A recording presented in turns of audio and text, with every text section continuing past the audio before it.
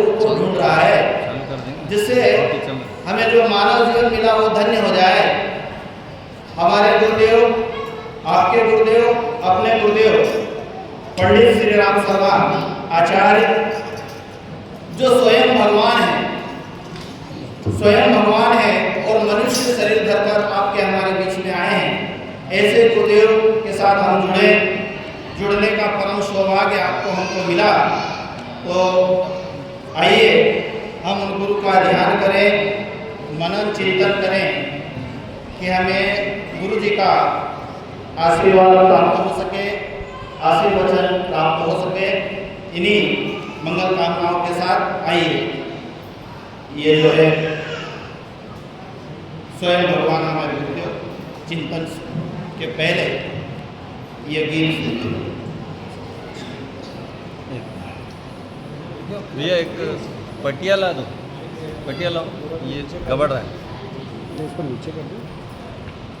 नहीं वो गबड़ रहा है गादी के। अरे ये गादी है नहीं।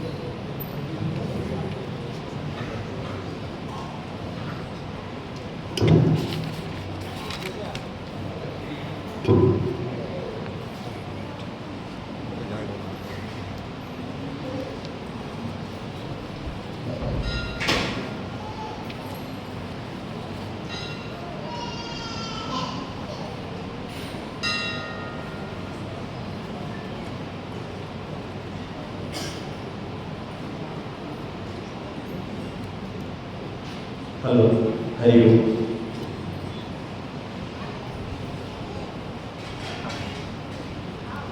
आइए स्वयं भगवान हमारे गुरु, परम सौभाग्य हमारा है।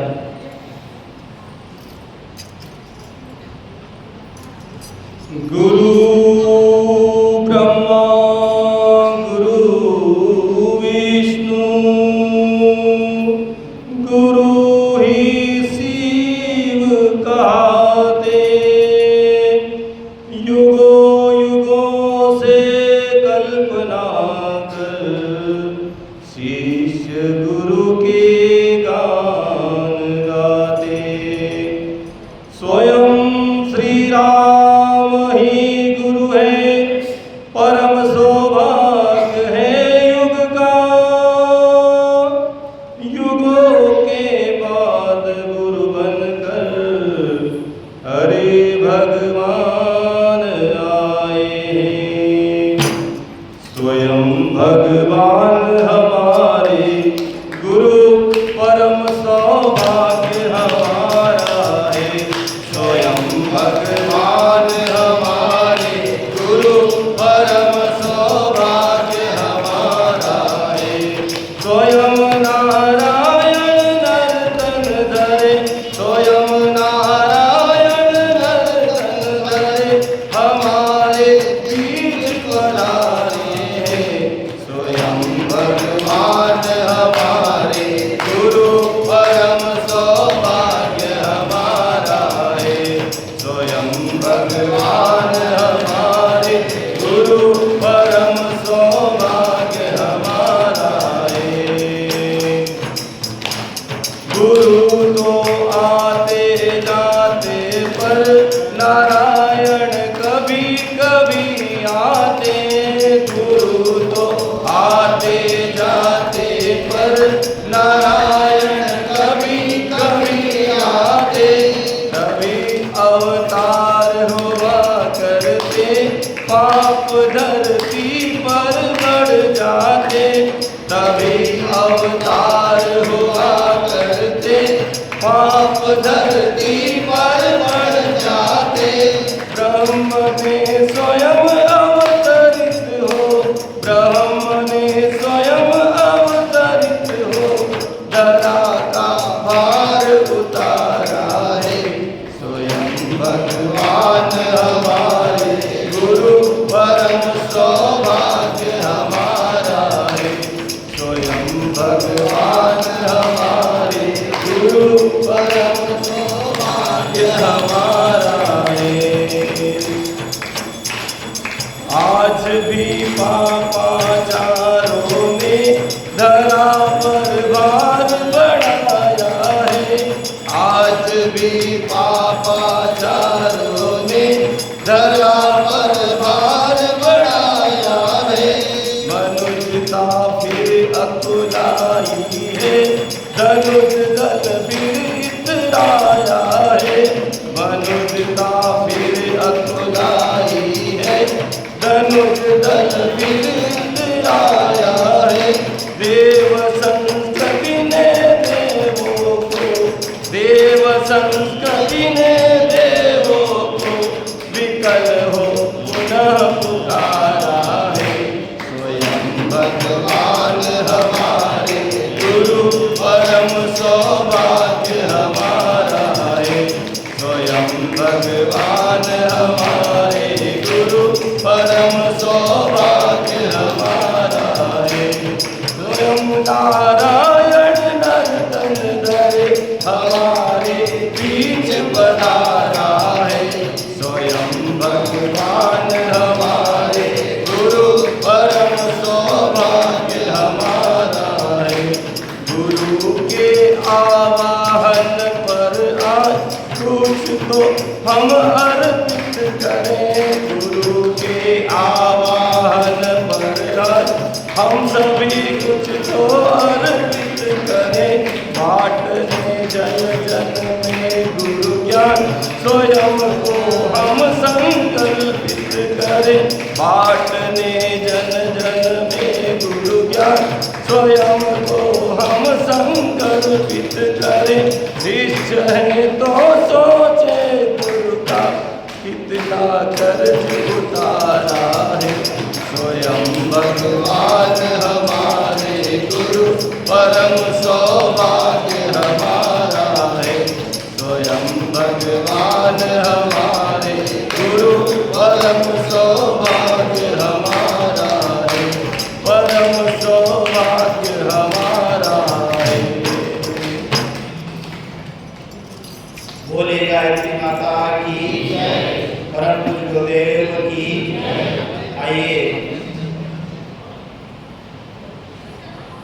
परम सौभाग्य की बात भाई साहब से निवेदन करेंगे।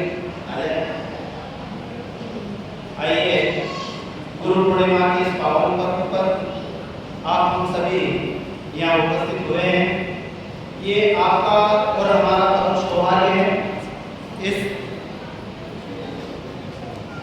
सौभाग्य को सराहते हुए, क्योंकि जो यहाँ के पॉम्पलेट में समय छपा था उससे हम लोग पिछड़ रहे हैं, तो समाज चाहते हैं उसके लिए। तो आइए सभी पहले एक बार कमर सीधी करें, दोनों हाथ गोदी में रखें। यदि मन हमारा सहयोग करे तो दोनों नेत्र बंद करें। भाव को विभोर होकर इस दिव्य प्रांगण में आदि शक्ति माँ गायत्री समस्त देव शक्तियाँ सूक्ष्म रूप से उपस्थित है। मैं प्रार्थना करूँगा कि यहाँ इस प्रांगण में जितने भी परिजन आए हैं, बहनें आए हैं, भाई आए हैं, सबके जीवन में जो कमियां हैं, क्योंकि पूर्णिमा गुरु पूर्णता तक पहुंचाता, उस पूर्णता को पूर्ण कर दे, ऐसी भाव भरी प्रार्थना करते हैं गायत्री माँ।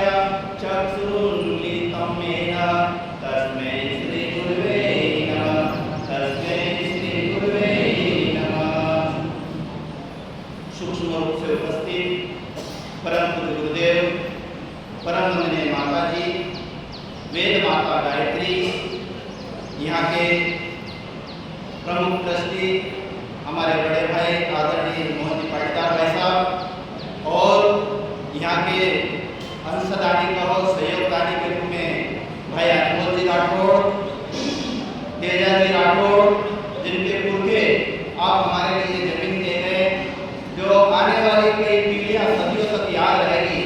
जिस तरह से हम बैठे हैं उनके पुरखों ने यह धरती दान योगदान किया है, जिसका हम लाभ ले रहे हैं। हमारे अमित जी गुप्ता भाई साहब, विकास मेहरवाल भाई साहब और विभिन्न शाखाओं से हमारे भाई जो आए हैं, और विशेषकर हमारे हवलदार के अरुण भाई साहब, दोनों पति पत्नी, शायद कम लोग जानते होंगे, वो एक ऐसा अभियान चला रहे हैं, गांव-गांव जाकर, घर-घर जाकर उनके घरों में राजी से नाराजी से दूर-दूर तक उनके घर साधना करते हैं, और साधना के द्वारा उनके परिवार में, समाज में एक ऐसी क्रांति खड़े कर दी है जो बदलने के लिए मजबूर हो गए हैं। तो ऐसे सभी भाइयों के श्री चरणों में नमन करते हुए आइए, आपका हमारा परम सौभाग्य है, जैसे अभी भाई साहब ने गीत गाया कि हमारे गुरु स्वयं भगवान है, और लोगों को विश्वास नहीं होता कि आखिर भगवान क्यों कह रहे हैं। तो हम यहीं से बात शुरू करते हैं। मुझे ईश्वर द्वारा एक सौभाग्य प्राप्त हुआ था 2009-10 में। मनार में वीरेंद्र सिंह राठौड़ भाई साहब थे, संयोग से टोली में उन्हें जाना था, किन्हीं कारणों से ना जा पाए। मुझे कहा भाई साहब आपको जाना है, मैंने कहा भाई साहब कभी गए नहीं। केंद्रीय टोली में सहयोग से जाने का सौभाग्य मिला। हम लोगों का पहला ही कार्यक्रम उज्जैन में ऋषि नगर करते हैं, उज्जैन के मध्य में है। हम लोग वहाँ कार्यक्रम में पहुँचे तो कार्यक्रम शाम का कार्यक्रम था, हम लोग मंच से कार्यक्रम लें। सामने एक बूढ़ी माता बैठी थी, उनके आंखों से आंसू टपक रहे। हमें लगा, पहली बार कार्यक्रम करने के लिए हमें लगा शायद हो सकता है हमारे मन से कोई ऐसी बात निकल गई हो, कोई ऐसे शब्द निकल गए हो जो उनके अंतर्मन को छू गए हो और उनको बुरा लग गया हो। हम मंच से उतरे, उनके चरण स्पर्श किए। हमने कहा माता जी बताइए हमसे क्या गलती हो गई, हमसे क्या चूक हो गई, हमसे क्या भूल हो गई, आप बताइए। उन्होंने कहा बेटा आपसे कोई भूल चूक नहीं, आपने जैसे ही कहा कि गुरुदेव साक्षात परब्रह्म है, उसके हम प्रत्यक्ष नमूने हैं। हमने कहा क्या बात हो गई। उन्होंने कहा साहब पहले तो आपको पूरी टोली को दो, जैसे भाई साहब भी बार-बार मंच से कह रहे थे शांतिपूर्ण प्रतिनिधि, हम आपसे निवेदन करें, प्रार्थना करें, हम कतई शांतिपूर्ण प्रतिनिधि नहीं है, शांतिपूर्ण हरिद्वार से प्रशिक्षित है। आप जैसे हमें बस फर्क इतना है कि भाई साहब ने हमको यहाँ बताया, हम लोगों ने वहाँ से ट्रेनिंग ली। यहाँ से कोई भी भाई ट्रेनिंग ले सकता है। वहाँ 9 दिवसीय सत्र, 1 मास शिल्पी सत्र चलता है, वहाँ ट्रेनिंग दी जाती है और हमारे मनुष्य जीवन होने का बोध कराया जाता है कि परमात्मा ने आखिर हमको मनुष्य क्यों बनाया।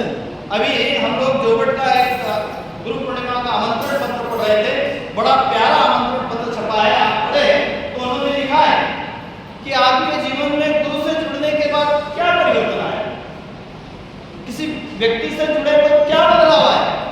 जैसे एक शराबी आदमी शराबी से जुड़ता है तो उसके साथ मस्त हो जाता है, कोई व्यक्ति बीड़ी सिगरेट वाले से जुड़ता है तो वो भी अपना धुआं निकालता है, कोई व्यक्ति किसी डांसर से मिलता है तो वो नाच गाना सीख लेता है, किसी गायक से जुड़ता है तो वो गायक बन जाता है, किसी पहलवान से जुड़ता है कसरत करके बलिष्ठ हो जाता है, किसी ज्ञानी व्यक्ति से मिलता है तो ज्ञानी हो जाता है, किसी धनपति व्यक्ति से मिलता है तो धनवान होते हुए चला जाता है। क्या बात है? बात यह है कि हम परम पूज्य गुरुदेव से जुड़े, कितने सालों से जुड़े ये बात महत्व की नहीं, कितने समय से जुड़े ये बात का महत्व नहीं, हमें क्या मिला, हमारे जीवन में क्या बदलाव आया। अरे साहब हमने धन कमा लिया, बहुत अच्छी बात, साहब हमने ज्ञान प्राप्त कर लिया, बहुत अच्छी बात, हमारे जीवन के आंतरिक में क्या परिवर्तन आया? क्या हम जैसे थे वैसे रह गए? तो बहन जी के घर हम लोग गए, पूरी टोली हम लोग गए, तो जिस घर में गए वहाँ पे उनके पतिदेव विगत 6 महीनों से बिस्तर पे थे। जैसे उनको सूचना दी गई कि साहब शांतिकुंज की टोली आई है, तो 6 महीने से वो बिस्तर से हिले नहीं थे, और जैसे ही पता चला कि शांतिकुंज की टोली आई, वो सज्जन बिस्तर पर से खड़े हो गए, गेट पे आके उनकी बहू जो थी वो बड़े मुश्किल से उनको संभाला। उनके अरे साहब आप क्या कर रहे हैं, आप बैठे रहिए, आप बैठे रहिए, नहीं माने, वो खड़े हो गए, हम चरण स्पर्श कर ले, हम लोग चरण स्पर्श करने नहीं दिया। हमने कहा साहब हम तो बच्चे हैं, हमारे युवा अवस्था की उम्र है, हम कोई ये नहीं है, समझदार में हम लोग आए हैं। वो बिस्तर पे लेटे, फिर उन्होंने खुद ने उन्होंने सुनाया उनके धर्मपत्नी के भाई साहब मुझे आपने जैसे कहा कि गुरुदेव भगवान है, तो वो कैसे भगवान हम सिद्ध करके बताते। हमने कहा बताइए साहब। बोले जब गुरुदेव यहाँ उज्जैन आते थे तो उनके पतिदेव शिक्षा शिक्षक थे, उनके पास साइकिल हुआ करती, शिक्षक के पास आज मोटरसाइकिल है, आज कार गाड़ी है। किसी समय में शिक्षक की पहचान एक साइकिल होती थी, एक झोला होता था। कोई भी अनायास पहचान लेता था एक शिक्षक है। तो बोले साहब हमारे पतिदेव शिक्षक थे, गुरुदेव आते थे कि सब चलिए हमको गाँव जाना है, तो वो जो है साइकिल चलाते थे और गुरुदेव उनके साथ साइकिल पे पीछे बैठते थे। और आप कल्पना करके सोचिए, आप ये विचार करके सोचिए कि एक व्यक्ति साइकिल से गुरुदेव को कितने गांव घुमा सकता है। आप मन में कल्पना करके सोचिए। उन्होंने कहा कि साहब हमारे पतिदेव ने गुरुदेव को साइकिल पर बिठाकर 1000 गांव में घुमाया, 1000 गांव में। वही काम आज गायत्री शक्तिपीठ गंधवानी की टीम कर रही है। आज उनके पास कार गाड़ी है, गांव जा रहे हैं। क्यों साहब क्यों जा रहे हैं? क्या कोई पागलपन उठा है या कोई बहुत बड़ा धन मिल रहा है? क्योंकि आज की दुनिया इतनी बेमतलबी है कि हम ऐसा तो नहीं कर सकते हैं, पर बिना स्वार्थ के तो जाना चाहते। हम बाकानेर में निवास करते थे, हम लोग जब शाम को कार्यक्रम करके आते थे, रात्रि में कार्यक्रम के लिए जाते थे ठंड के दिनों में, और सुबह जब आते थे झोले में कंबल ये रख के लाते थे। लोग पूछते थे कितना कमा के जाए, हमने कहा साहब को झोला भर के जाए। एक सामने नाम ना बताऊंगा, वो थे करिए थे और बोले साहब इस बार हमको भी ले चलिए। हम उनको ले गए, पूरा कार्यक्रम किया। सुबह आया कोई पैसा मिला तो उसकी, तो फिर ये आप झोले में क्या लाते? झोले में कंबल और स्वेटर होता है, और क्या मिलेगा हम बाद में बताएं। अब उस व्यक्ति का नाम है मोतीलाल स्वर्णकार। प्रज्ञा पुराण के भाग 4 में गुरुदेव ने उनका उल्लेख किया है। अब उनको क्या मिला? अब जब वो हर बार आते थे, हमारे बहने कई बार गुस्सा आ जाता है, मन तो नहीं होता कि गुस्सा प्रकट करे। हर बार उन्होंने कहा कि जब गुरुदेव आते थे तो इस बार मेरे को गुस्सा आया। किस पे? गुरुदेव। क्या गुस्सा आया?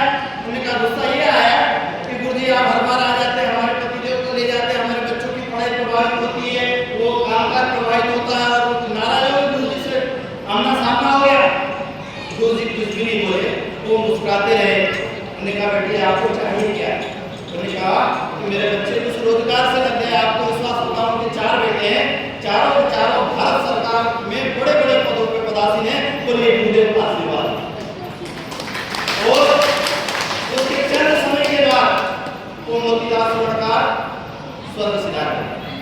तो एक साइकिल से व्यक्ति गुरुदेव का इतना बड़ा काम कर सकता है। आप और हमको परमात्मा ने चयन किया है, आपका हमारा चयन किया है।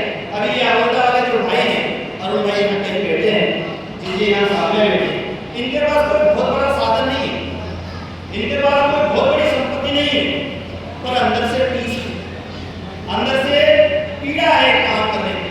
तो आज गुरु पूर्णिमा का पावन पर्व है। यदि हम गुरु को पहचान सके और उनकी श्रद्धा को हम जान सके, बाहर जो मंदिर में नवा बनी है, सदर श्रद्धा और प्रकट प्रज्ञा। सदर श्रद्धा माता जी का प्रतीक है, प्रकट प्रज्ञा गुरुदेव का प्रतीक है। और जब व्यक्ति के जीवन में श्रद्धा जगती है तो उसको लाभ होता हुआ चला जाता है। श्रद्धा की एक घटना मुझे आ रही, घटना वैसे विदेश की घटना है, पढ़े लिखे बहुत सारे भाई बेटे हैं, बहनें भी बेटी है। घटना है स्विट्जरलैंड की घटना है। नाम है डॉक्टर मार्क गेलर, आपने सुना होगा। बड़े प्रसिद्ध डॉक्टर हुआ करते थे और वो पूरे वर्ल्ड में कैंसर के विशेषज्ञ थे। उनके यहाँ नंबर लगाना तो सालों साल के बाद उनका नंबर आता था। तो उन्हें एक कोई विश्व स्तर की कैंसर विशेषज्ञों की एक कॉन्फ्रेंस हुई और उस कॉन्फ्रेंस में उनको अध्यक्षता दी गई डॉक्टर मार्क गेलर। और उन्होंने चूंकि विशिष्ट जजमान थे तो उन्होंने क्या करा, एक की 2 फ्लाइट बुक करी, 2 से 3 गाड़ियों की भी व्यवस्था करी। सहयोग ऐसा बना कि फ्लाइटों का टाइम हुआ, निकलने का टाइम हुआ, मौसम अचानक बिगड़ा और इतना घनघोर बारिश होने लगी, हवा तूफान चलने लगा कि दोनों फ्लाइटें कैंसिल हो। फिर उन्होंने जो है खुद के वाहन के लिए ड्राइवर की ढूंढने की कोशिश करी, कोई ड्राइवर नहीं मिला। बहुत मुश्किल से 2 से 3 घंटे के बाद कहीं से ड्राइवर की व्यवस्था आई। उन्होंने कहा साहब हमको चलना ही, क्योंकि सारे विश्व के डॉक्टर लोग आए हैं और मुझे उसमें जाना ही जाना है, तो क्या किया जाए। उन्हें जैसे तैसे वहाँ से रवाना हुई और चलते चलते चलते एक समय स्थिति ऐसी है कि इतना भय 4 से 6 घंटे चलने के बाद तूफान इतना भयावह हो गया कि ड्राइवर ने कह दिया साहब आप गाड़ी यहाँ से आगे एक कदम नहीं चल सकती है। हमने गाड़ी साइड से लगाई और थोड़ा सा वो धुंध छटी तो उसने देखा कि एक कच्चा मकान दिखाई दिया। उन्होंने सोचा कि क्या किया जाए। मैं बात श्रद्धा की कर रहा हूँ कि व्यक्ति के जीवन में श्रद्धा क्या कमाल कर सकती है। मां ज्ञान की आवश्यकता नहीं होती। गीता में भी कहा है श्रद्धावान लगते ज्ञान। और वो कुटिया दिखाई दी, वो वहां गए, दरवाजे को ठोका, तूफान था, दरवाजा बंद करा, अंदर से एक बहन जी बाहर आई। उन्हें प्रणाम किया, अध्यात्म मांगी थी उनको अंदर, क्योंकि हमारी भारतीय संस्कृति में अतिथि जो हमारे घर जो आया वो भगवान का स्वरूप है, ऐसा माना जाता है, ऐसा है। उन्होंने दरवाजा खोला, उनको उठाया, पूछा साहब आपको भूख लगी है? हमने कहा भूख तो लगी है, पर आपके पास होगा क्या होगा? उन्होंने कहा, कबीरदास ने कहा कि साई इतना दीजिए जामे कुटुंब समाए, मैं भी भूखा ना रहूं साधु भूखा जाए। मेरे घर आज तक कोई भूखा नहीं गया और आप भी भूखे नहीं जाए। उन्होंने कहा मैं आपके लिए भोजन की व्यवस्था कर देते हैं। शाम के 7 बजने के करीब हो रहे थे, पर उन्होंने कहा कि मेरे साधना का टाइम हो गया है और उस टाइम को मैं नहीं छोड़ूंगी, तो क्या करें? अब मैं सारा भोजन की व्यवस्था है। तो बोले वो क्यों करती हूँ? वो जो डॉक्टर मार्क केनर थे वो भगवान को नहीं मानते, वो बहुत बड़े नास्तिक थे। उन्होंने कहा कोई भगवान नहीं होता है, भगवान नाम की कोई चीज नहीं होती है, ये सृष्टि में कोई भगवान नहीं। कौन? Doctor Mark Kenner. अब उन्होंने कहा कि ठीक है साहब, अब ये पूजा क्यों करती हैं, अब ये साधना क्यों करती हैं, आप ये मंत्र क्यों जपती हैं? उन्होंने कहा बाद में बताऊंगी, अभी मेरा समय निकल जाएगा, क्योंकि साधना के लिए कहा गया है कि निश्चित समय, निश्चित मात्रा और निश्चित स्थान हो तो उसका बहुत जल्दी प्रतिफल मिलता चला जाएगा। अब वो बहन जी साधना करने के लिए चली गई। डॉक्टर मार्क केनर ने भोजन किया और उसके बाद वो आए और उन्होंने भोजन करने के बाद पूछा कि बहन जी आप मुझे इतना बताइए कि आप ये साधना क्यों कर रही हैं, इससे आपको क्या मिलेगा? तो उन्होंने कहा कि साहब मेरे पतिदेव असल में उनका स्वर्गवास हो गया है और मेरा एक लौता बेटा है और वो भी फिलहाल मरणासन अवस्था में। डॉक्टरों ने कहा है कि इनको कैंसर हो गया है और दुनिया में कोई ऐसा डॉक्टर नहीं है जो इसका इलाज कर सके। मैंने नाम सुना है कि दुनिया के कोई बहुत बड़े डॉक्टर है, यदि उसके पास उनका नंबर लग गया है तो शायद इनका इलाज संभव है, पर मेरे पास इतना पैसा नहीं है, मेरा नंबर नहीं लग सकता है और वहाँ जाने के लिए भी मेरे पास व्यवस्था नहीं है। पर मेरे गुरु ने कहा है कि यदि आपकी तपस्या में बल है, आपकी साधना में बल है, तो स्वयं उस जिसको आप चाहते हो चलकर अपने घर आएगा। उसका नाम है डॉक्टर मार्क केनर। जैसे वो बेटी ने डॉक्टर का नाम लिया, डॉक्टर मार्क केनर की आंखों से झरझर आंसू बहने लगे। उन्होंने कहा कि आज तो चमत्कार हो गया, वो और कोई नहीं है, वो मैं जो आपके सामने बैठा हूँ। और डॉक्टर ने उस नौजवान बच्चे का ऑपरेशन किया, उसका इलाज शुरू किया और वो स्वस्थ हो गया। क्या बात कर रहे साहब? कोई हम आपको कथा कहानी सुनाने आए, कोई हम आपको प्रवचन करने सुनाए ना?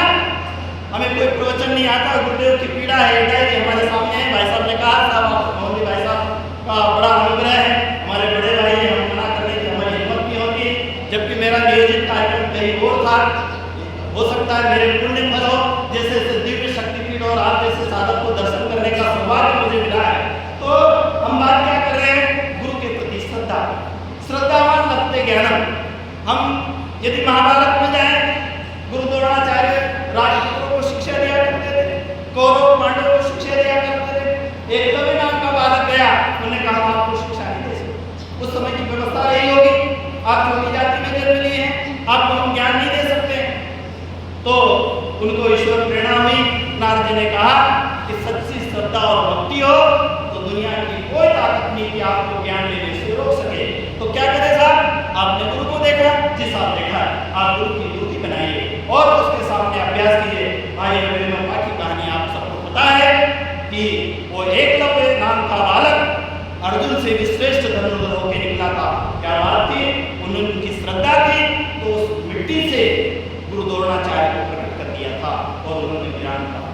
हमारे गुरुदेव साक्षात ब्रह्म है।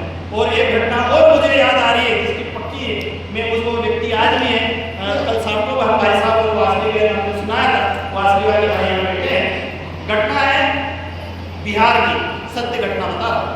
बिहार में एक बस्ती चक्र की नाम की एक जगह है, वहाँ पे एक रमेश चंद्र शुक्ल नाम के व्यक्ति आज भी हैं वो, और उनके गुरु थे नागर बाबा। हर व्यक्ति का अपना गुरु होता है, उन्होंने उनको गुरु बना रखा था और कुछ समय बाद उनका देहांत हो गया। उनके मरने के 3 महीने के बाद रमेश चंद्र शुक्ल को रात में सपना आता है। सपना आया कि साहब मैं मर तो गया हूँ पर मुझे मुक्ति नहीं मिली, क्योंकि मैं संत हूँ तो संत की मुक्ति साक्षात भगवान कर सकता है। तो उसके लिए क्या करना पड़ेगा? ये बात काहे में चल रही है? सपने में चल रही है। उनके गुरु सपने में कह रहे कि देखो भगवान को बुलाना सामान्य बात नहीं।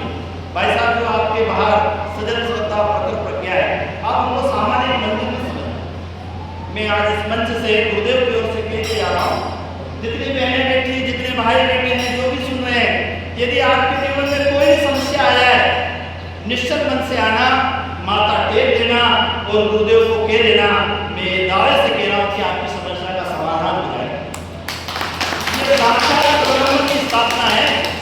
आप इसको सिर्फ जो अन्य जगह मंदिर बने होते हैं रखी रहती शिलाएं माता, वो नहीं है। तो रमेश चंद्र शुक्ल को सपने में गुरुदेव क्या कह रहे हैं कि वो भगवान है और भगवान को ऐसे नहीं बुलाया जाता, उसके लिए तपबल चाहिए, उसके उस स्तर की तपस्या चाहिए, तब भगवान आएंगे। भाई साहब अभी हमको यहाँ हेलीकॉप्टर उड़ाना हो तब हेलीपैड बनाना पड़ेगा, हमको यहाँ रेलगाड़ी चलाना हो तब हमको पटरी बिछाना पड़ेगा। नहीं साहब ऐसे लेवल में रेलगाड़ी चला दीजिए, ऐसे हेलीपैड होता है, अरे साहब एक्सीडेंट हो जाएगा, दुर्घटना हो जाएगी, तो क्या करना पड़ेगा? अरे साहब उस स्तर की व्यवस्थाएं बनानी पड़ेगी। अच्छा ये करना पड़ेगा, हाँ साहब, तो क्या करना पड़ेगा?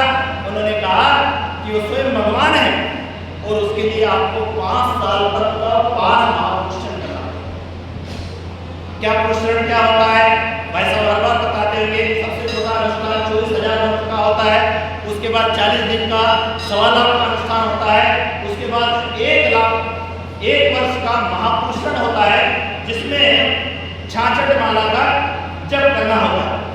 66 माला का जब करना होता है तब एक महापुरुषण होता है, उसमें नमक छोड़ना होता है, मीठा छोड़ना होता है, भूमि शयन करना होता है, ब्रह्मचर्य का पालन करना होता है, निश्चित स्थान, निश्चित मात्रा, निश्चित समय पे करना पड़ता है।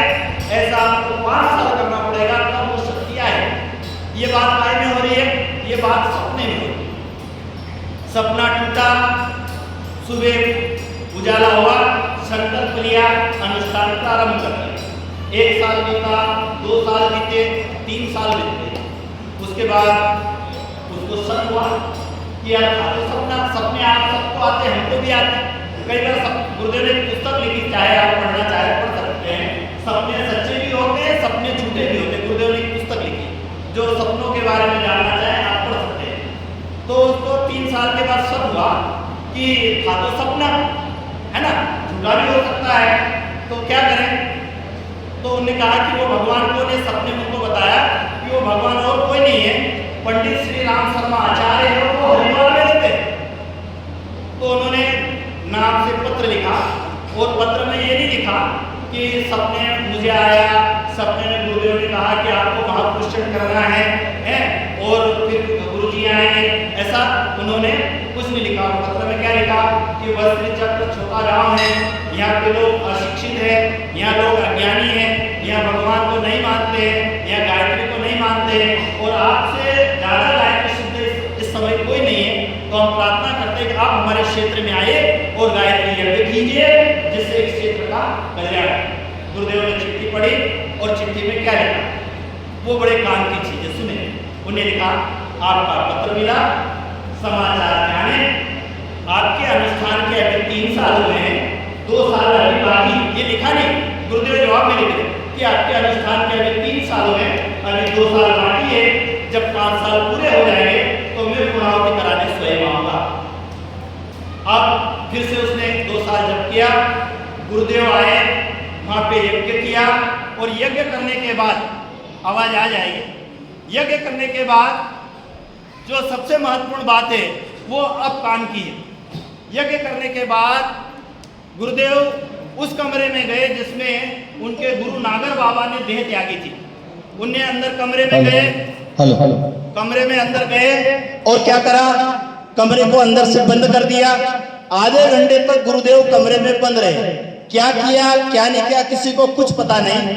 आधे घंटे के बाद जब गुरुदेव बाहर निकले तो रमेश चंद्र शुक्ला आज भी है, उनको बुलाया और क्या कहा, आपको आपने गुरुदेव से मिलना हो, कुछ पूछना हो तो आप मिल सकते हैं। उन्होंने कहा एक कैसी बात हो सकती, क्योंकि मेरे गुरुदेव को मरे हुए 5 साल 3 वर्ष बीत गए,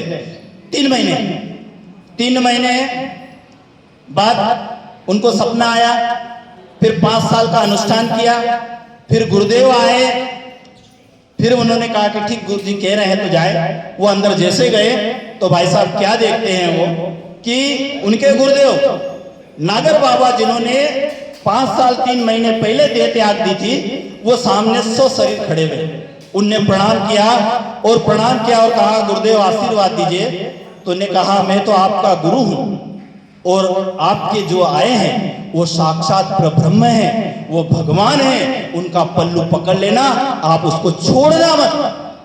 तो हमारे गुरुदेव कौन है, साक्षात प्रब्रह्म है। तो जितने बहनें हैं, जितने भाई हैं, अभी एक विशेष अभियान चल रहा है, जन्म शताब्दी क्या है भाई लोग, अभी गांव जा रहे हैं, 3 संयोग विशेष जुड़े हैं। परम वंदनीय माता जी का जन्म 19 सितंबर 1926 को हुआ, उनके 100 वर्ष होने को जा रहे हैं।